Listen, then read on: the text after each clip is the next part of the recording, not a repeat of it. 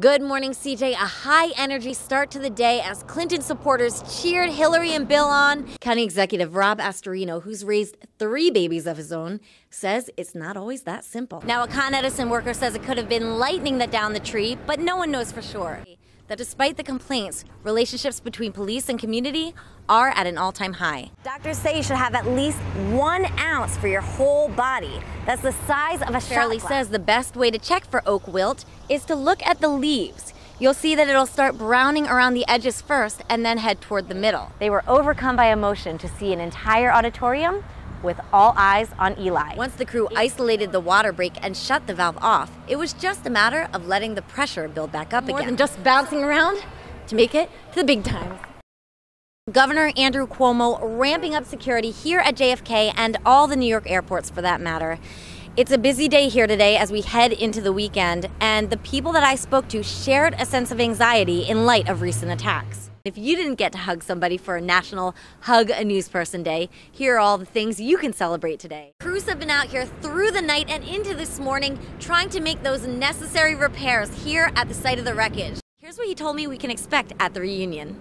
People will be stopping to look at it as we get a little bit closer to it. Traffic does slow down just a little bit, and we'll also be able to see where the construction workers are starting to try to repair that. And while the jury's still out on whether town locals and visitors actually believe this is one of the most boring towns in America, either way, having your town listed on a top 10 can be anything but boring.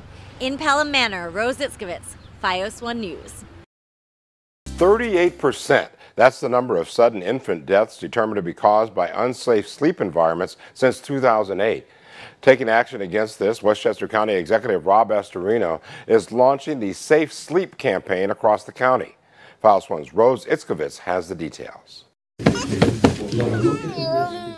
8 months ago, baby Daniel was welcomed into the world by new parents Oscar Bravo and Bruni Garcia. But the new bundle of joy brought new anxieties. My main concern, if my baby can choke at night, maybe I can be sleeping. The parents lost sleep constantly checking on Daniel. That's why they were happy to offer their son up as the new poster child to Westchester's Safe Sleep campaign, to bring information and awareness to new parents on unsafe sleep environments that can cause infant deaths. County Executive Rob Astorino launched the initiative. Joined by the family, as well as pediatrician Jennifer Cantor, they introduced the ABCs. At night, babies should be alone, on their backs, and in the crib. Tummy time should be supervised, and all pillows and stuffed animals should be kept out during sleep time. Parenting's hard. We are not perfect. But this is such a simple concept, to have a baby alone on a back in a crib. So when we see a fatality where unsafe sleep was the reason for the fatality, it's very tragic. According to the New York State Department of Health, there are about 90 sleep-related infant deaths each year across the state of New York. That's why Astorino hopes that campaigning by video, county bus shelter, and bus car ads, the number will fall even if just by 1. And while it may seem easy and even obvious to just put the baby in the crib on his back, County Executive Rob Astorino, who's raised 3 babies of his own, says it's not always that simple. The easiest thing when the baby is crying is to just try to make the baby comfortable. You think that's the best thing to do. And so if the baby is on his or her stomach and all of a sudden starts to go to sleep, you're like, oh, I did it. I'm going to sleep. The takeaway? It's better to bite the bullet and turn the baby over. More helpful information and details on the ABCs can be found at westchestergov.com.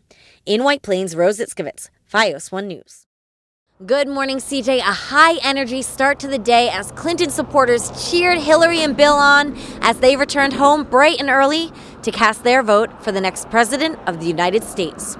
Even though Hillary Clinton arrived at the polling place just after 7 a.m. to vote for herself, it was still later than expected, which gave her supporters ample time to assemble and pump themselves up.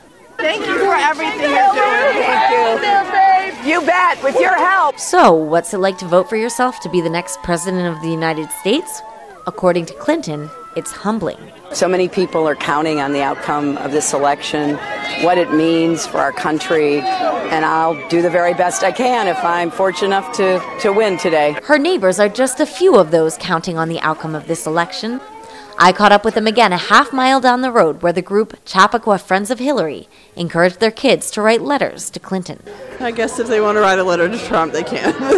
We're mainly focusing on Hillary today because she's such a good advocate for families and children. Dawn Greenberg, the group's founder, says involving the next generation is what it's all about. Letting the kids know what a big deal this is and celebrating. This is a big moment in our town. God willing, it goes our way. In fact, group member Samantha Holzman says Clinton's setting a new norm for her daughter Charlotte. She sees a woman, accomplishing that goal that she might not have thought was possible for her in the past. I really want to be president. And one day, she just may be.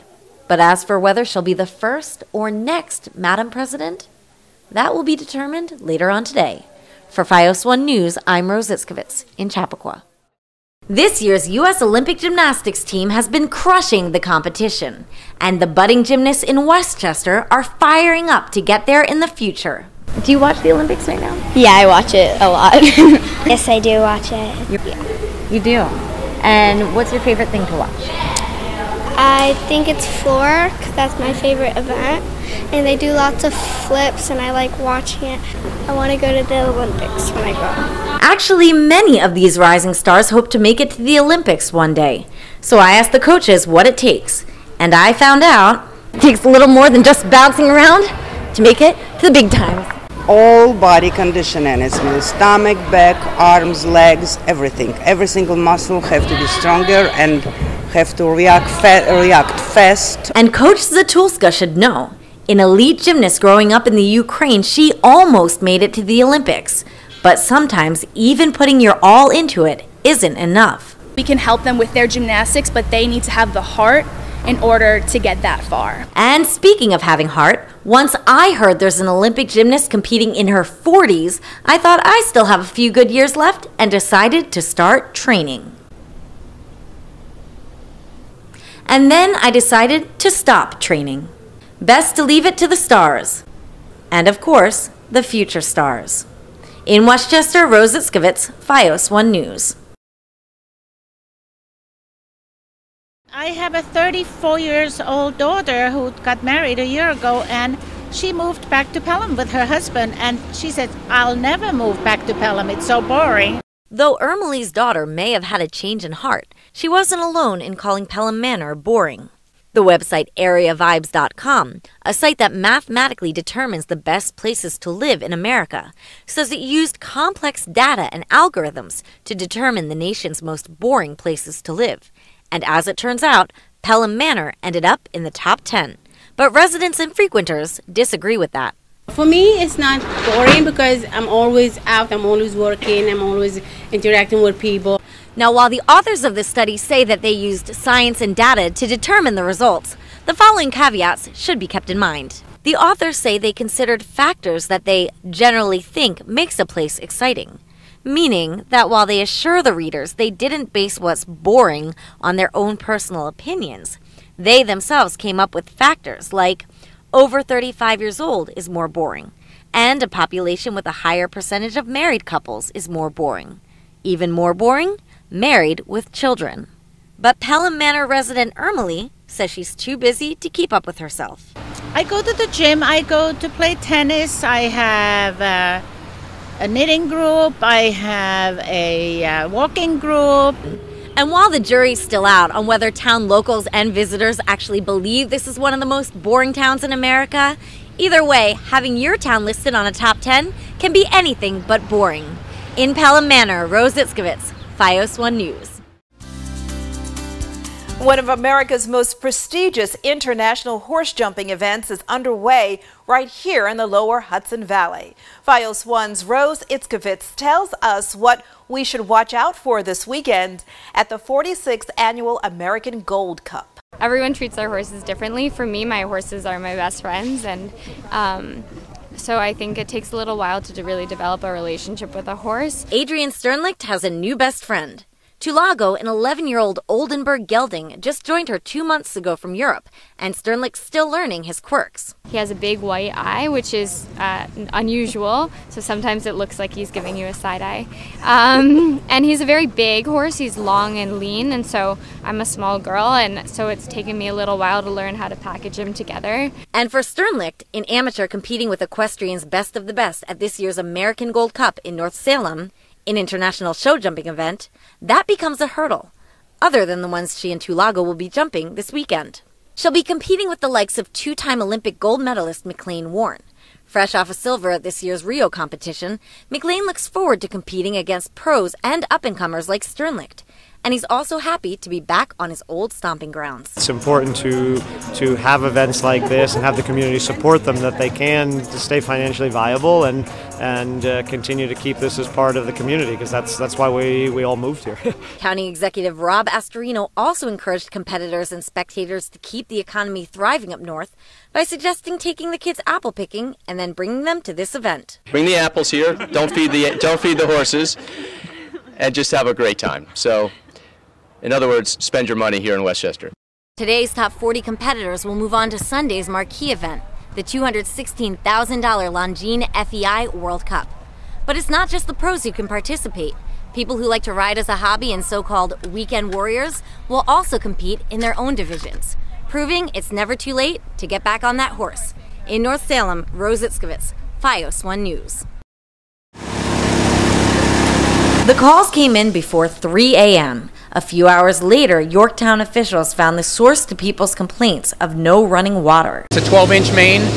Because of that size and the magnitude of the blowout that we had, it affected the whole town. But Yorktown's water superintendent David Rambo says some areas were worse off than others. When a water break occurred, all the water came out of that hole, so it lowered the pressure and the water elevation in the tanks, and people on higher elevations were without water for a period of time. Once the crew isolated the water break and shut the valve off, it was just a matter of letting the pressure build back up again.